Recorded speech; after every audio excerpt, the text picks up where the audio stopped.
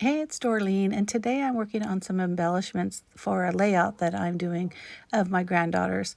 So I cut all these pieces out of my Cricut prior. I didn't think you needed to see them, but each of these flowers have two layers of colors, a light and a dark, and I used 8 different pieces of cardstock for these flowers and those stems.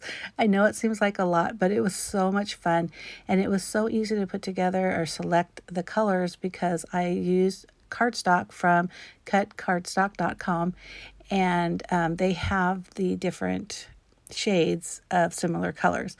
And I will have their link down below, and I'll also have a link to my blog post, because on the blog post I'll have all of the colors that were used plus links to get there.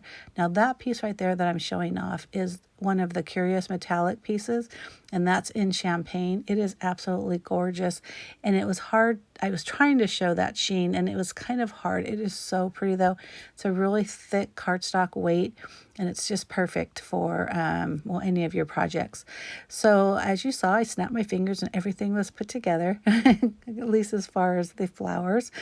And I'm just kind of fiddling with the stems, not sure what I'm doing. I did, like I said, create a sample on my Cricut in Design Space, but a lot of times they don't land in the same order. So I cut out this faux Polaroid, and I knew I wanted the stems to kind of wrap around it and the flowers coming up on that right side. So that's what I'm doing right now, just arranging them. And you don't need to use a Cricut to come up with this type of flower cluster. You can use a Cricut, maybe different type of flowers.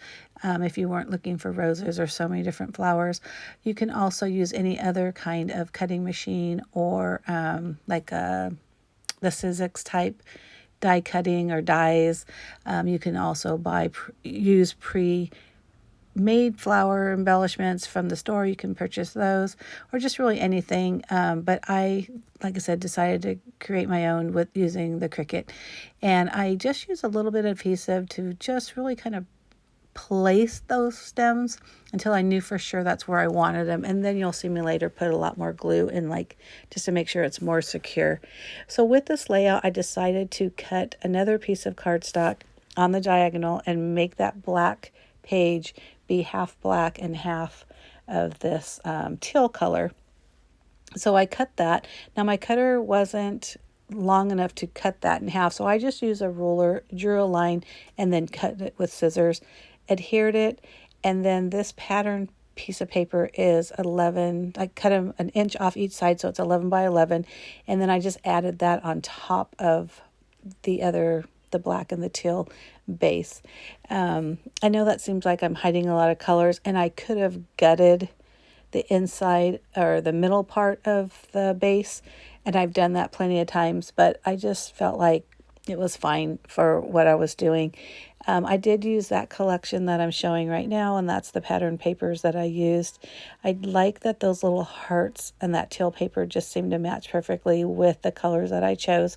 And those strips are 1.5 inches by 12, and I just placed them right over, one on the top, one on the bottom, and then added the flower embellishments over on the top to kind of just keep them on top of it, but still showcase those flowers. And you'll see me do that on the bottom as well.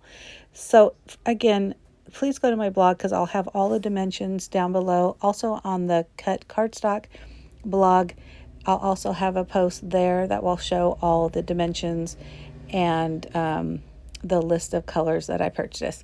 So far so good. I'm loving the way it looks, but of course there's always a little bit of something that you need.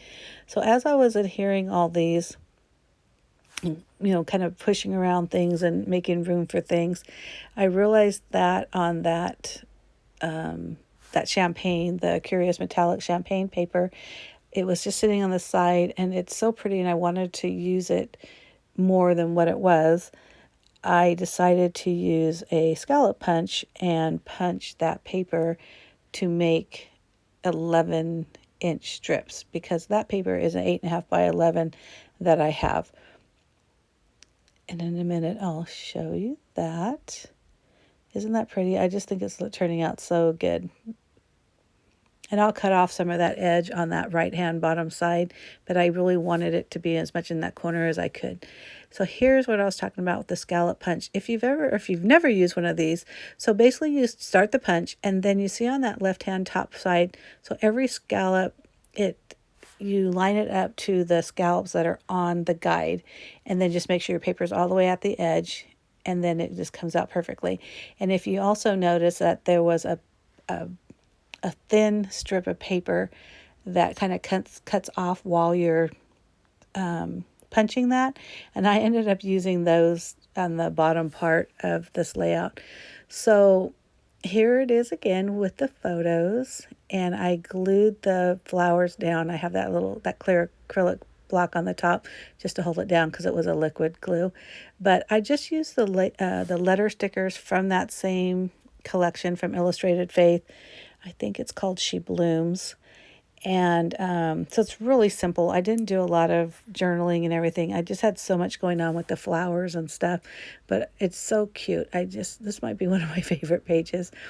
And as I was doing that and adhering, I thought, Easter, okay, that's definitely it's Easter. I know that. And then what to do with the inside of that Polaroid. Originally, I thought I was going to journal in there, but I just wasn't sure. So then I decided I was going to add a cute little bunny, and nothing fancy, just a little silhouette of one. So I cut a couple of different ones, and I'm just, auditioning them is what I like to say, seeing which one I like best. And I did decide on the first bunny that I chose.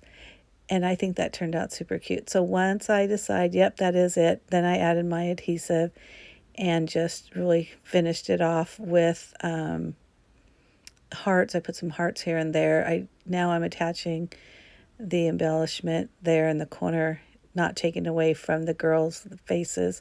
But isn't that super cute? I hope you agree. And if you do, please give me a thumbs up. Make sure you subscribe by hitting the subscribe button down below. And if you're not already a follower, hit the subscribe button. And if you are, you know that I do at least 2 videos a week, and at least one of those is a scrapbook layout. So I hope you enjoy it, and be sure to click down below to go to my blog, go to the Cut Cardstock blog, and cutcardstock.com blog, and see more about the products and close-up pictures of the finished layout. Thanks again for watching. Bye.